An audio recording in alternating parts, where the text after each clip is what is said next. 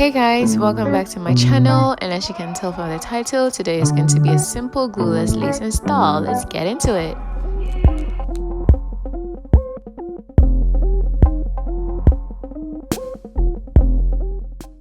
Okay, so first of all, my frontal has already been tinted with a cream-based foundation and got to be sprayed to lock it in. Then we'll need a holding spray for this tutorial. We need got to be spray, and we'll also be needing mousse if you decide to lay your baby hairs, and also we'll be needing elastic band and satin hairband strips if you have it, or however you call it, then the frontal scissors and duck clips. So first of all, I begin by spraying my edges with a got to be spray to lay it down before I put my wig on. So just make sure that your ear tabs your frontal is basically laid on both halves equally. That's all. And I'm going to so this is where my ear is. I'm going to cut above that. So basically I'm going to create a line right above my ear, and where my main hairline ends. So you don't want to cut that off, else you're going to be having your natural hairline showing when you lay your frontal down. So you just make sure that you pat the line. And guys, this is the first time I'm actually doing this and filming, which is more harder than it looks. It's pretty much not easy to film like laying down a frontal. Kudos to those who do it all the time, and I hope that with time I can get used to doing it on camera, because it takes a longer period when you're doing it compared to when you're doing it behind camera compared to when you're just doing it in front of your mirror. It's quite easier. So trust me guys, if you're a beginner, this is the most easiest-ish way I could actually show you how to do it, because it's quite simple, but it takes longer if it's your first time. But after that, you get quite used to it. So I'm going to cut my ear tops, secure the part of the frontal with the duck clips. Then now that I've got my line, I'm going to cut it with the frontal scissors, or any scissors you have, but particularly if it's a smaller scissors or pedicure scissors, like if it's small, it makes the work easier. So I just go in slowly, and I was really having difficulty because it's like the first time I was filming, and I really wanted you guys to catch what I'm doing. That's how come I've zoomed it in, but I think I pretty much got it. So that is it. So after you cut it off, that's how much I took off. I have a small head across frontal. So you just tuck it in behind your ear, and then I'm going to move to the other side of my ear top, but I will not film that on camera because it's basically the same thing. I'm not wasting time. So I have cut it off as well, and I'm going to use the hair wax to lay the flyaways down and use a hot comb over it, so that I will be able to cut my lace without any interruptions. And be careful guys when you're using this comb, because it's really hard. I think I actually sort of bent myself a bit when I was trying to comb it, but I don't know if it did. I show it. Okay. Alright, so just lay the hair down nicely. And guys, don't even ask me about the middle patch in the hair. I tried bleaching the hair, and this is the results I got. This hair is another story, guys, but just be careful when you're purchasing hair from Instagram. That's all I have to say. So this was a mess, but I sprayed the first layer, and I used the dryer on cool, and I repeat, on cool, not on heat but on cool. So I just sprayed 2 layers, and the 2 layers of hairspray actually keeps my lace on for the day or two. But if you take a shower, the front part of the lace starts to lift a bit. So if you're really tired and you feel like, okay, I just wanted it for a day, I want to take it off, I don't want to sleep with this on, you can just put more water on it, and then it just goes off easily. Or you can just use a lace remover, a glue remover, or a lace glue remover, just to be safe. So I'm just wiping off the got to be gel spray off my edges where it's not supposed to be because it got messy. So yeah, this is my second layer. And yeah, I'm just gonna put it on dryer again, on cool, as I repeat. And when it gets tacky, that is when I put the lace over it. I pull it over it, and then I mush it in with the comb with a tail comb. I just use a comb to like mush the lace into the spray. So you guys should let me know if you want me to do like a glue installation with glue. I personally do not like using the glue on my lace. I don't know why. I just don't like doing it. I honestly do not like it. I don't know.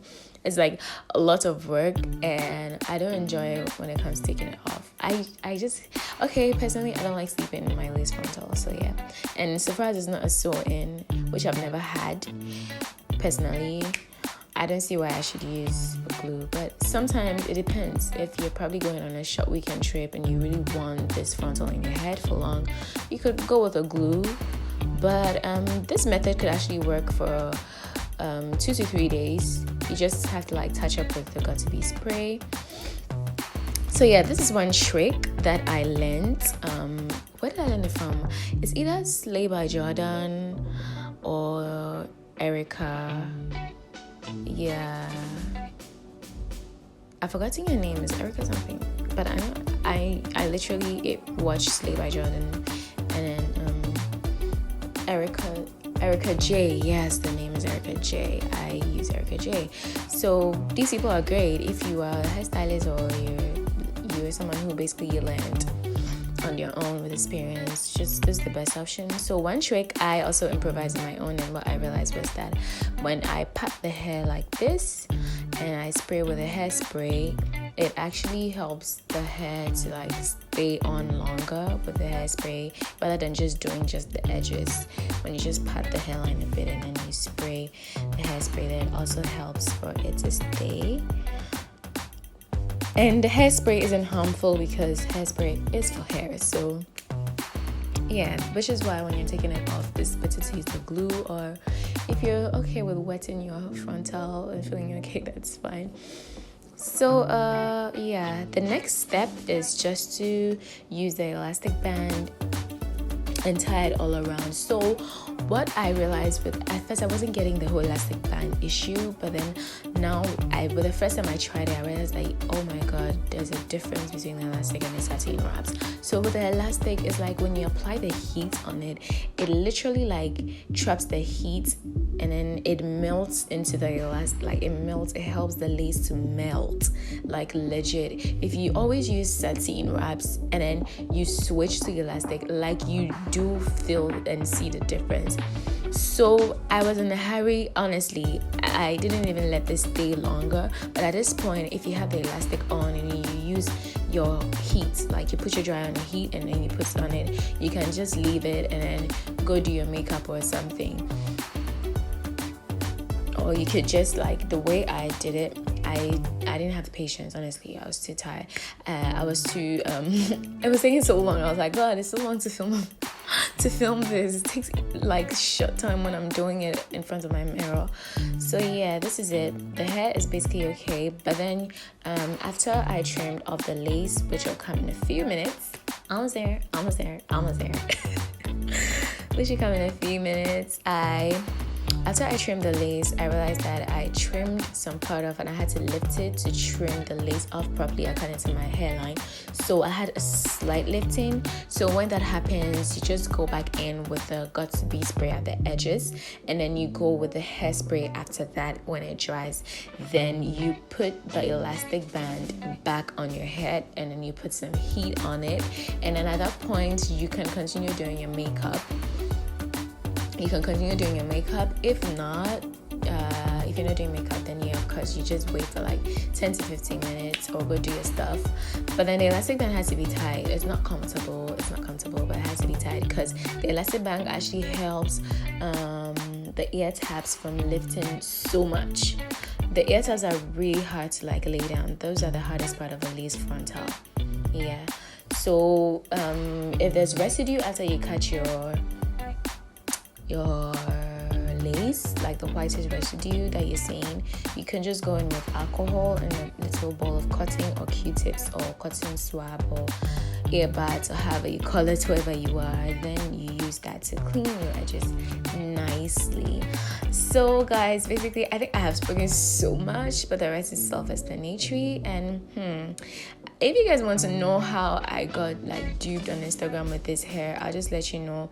This hair was meant to be for a client, but unfortunately, kinky straight hair is so hard to get here. So when I saw the price, my mind wasn't off the price was like 50 cedis off what I usually buy, like what I was gonna get. I was like, okay, it doesn't matter, probably she wants it to move fast. I just went in and grabbed it. I was like, you know what, send me this, I need this for my client. And this lady was so rude with delivery and everything, and I was like, oh god, it's a long story. So the hair came a few minutes later. I called the lady. I was like, you know something, can you please come, can I return this hair, because you have a shop and you're close to me. I want to return this hair, like it hasn't even spent an hour with me, so can I please like return it, because I can't use this hair for my client. And she goes like, yeah, whatever, when you saw the price, didn't you know that it could be fake hair? Like, oh, okay, so now you're demising your hair or something, degrading your hair, sorry. So I was like, okay, fine, no problem, I will take this as a bad debt. And I went ahead and I was so pissed. I had this hair for months. I was so pissed, and I used like my money. So the hair ended up being double the price of what my clients paid. So you can imagine how much cost, like how much I've spent. I had to go speak to my client. I was like, I'm so sorry. She's a friend, but I'm so sorry. You know what? I'm not going to charge you for my workmanship of the wig. Just pay for the hair and let me do it, because I know that this is unbudgeted cost. So imagine if it was just a stranger, probably the person would just request their money back, and I'll be making so, like, my friend paid like let's say the hair was $360, and now it got the price doubled up. Yes, the price doubled up. So I don't know how it is in Ghana here, like when things are scarce, like some types of hairs are not common, they just they increase the price just like that. So now this hair has become pretty much expensive, and it's so because of that it doesn't sell as much. But yeah, I just told the story. I just told the short form of the story, but I'm not going to mention the person who sold the hair to me. I don't believe in that. So so this is what happened. You can just know that this hair was not the best, but after a little bit of treatment, I changed the hair from a 7 to an 8.